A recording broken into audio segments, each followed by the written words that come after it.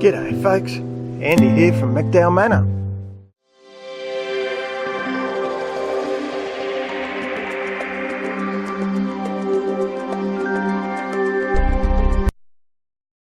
Conscious that this system is a very large system and it's starting to move quite quickly, and yes, thankfully by tomorrow we're hoping that it'll be gone and out to sea.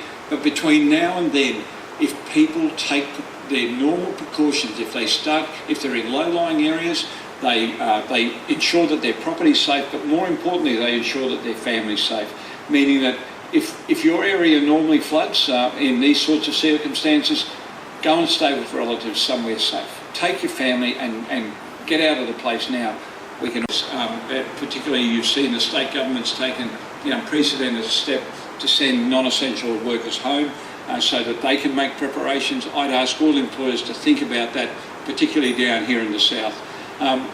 So what that's all about is we've had Cyclone Debbie smash a lot of the northern cities in the state. That happened the last couple of days. She was a big one, she was pretty nasty, but the really bad thing about it was it just sat off the coast. It stopped moving when it hit the coast. So instead of getting a couple of hours of a belting, those poor buggers copped almost 24 hours under the cyclone. We got a lot of damage in Mackay, Bowen, the Whitsunday Islands. You know, these places have really been devastated. But then Debbie did something I haven't seen before, and she decided to track down the coast. Luckily it's no longer a cyclone, it's just a low, and she's just moving over Brisbane and away from Brisbane today, so we've been copping a bit of it. It's now about 9:15, so it'll get a lot worse before it gets better, and we'll just keep an eye on that. So every school in Queensland is shut, and it's a bloody big state, let me tell you. So they're all shut. Employers are sending people home. The message is, if you don't need to be on the roads, get off them. Now, I had to drive my wife to work because she works in disaster recovery still, and I could barely get home from the city. So, and I'm in a 4-wheel drive. So it is pretty nasty out there. Hopefully we'll survive the day, folks. So the bathroom windows pouring in, I don't know what you can see, but it's pouring in a fair bit of water, so I'm about to towel that up. Let's put some towels down to soak it up. Bloody hell. So there you go.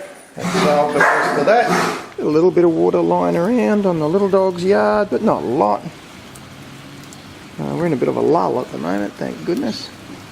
There's the old creek bed flowing again. Oh, Jesus. I'm just going to wander out and give you a look.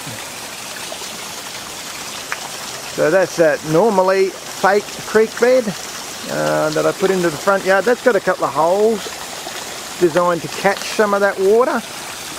It's not catching too much at the moment, obviously, because there's too much running down. But yeah, so she's in run. Have a look at the water in the gutters, will you? It's such a shame that that all gets wasted. So you can see there's enough water running, it's popping little manhole covers all over the place. I think that one's a telecommunication pit, and that's happening all the way along the street, obviously. That's that rainwater gully. It's normally completely empty.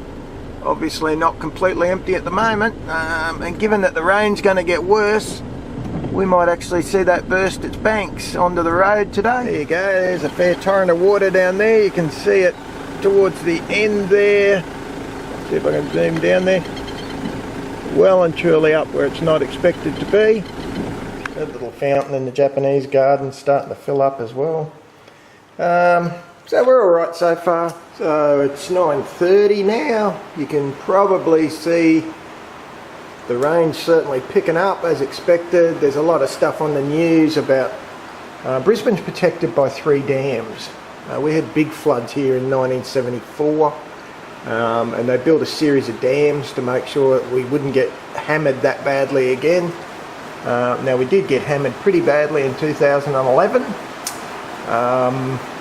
but frankly we've been almost in drought, so that'll probably save us.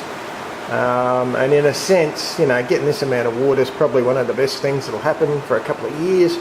just so long as we don't get too much damage too quickly, the world should be an okay place. So the good news for me is I have no water coming in that ceiling. You'll remember, well, no water so far, folks. You remember last time that was belting in there was bloody water running out of those downlights. It was a nightmare. That's not happened as yet. Let's hope it doesn't happen. Yeah, you can see, you know, normal water in the backyard. Even though there's drainage under there, it's just raining quicker than it can get away. Bit of a bugger. I'll probably put this video up as a series of short clips today. That'll get it up while I've still got power.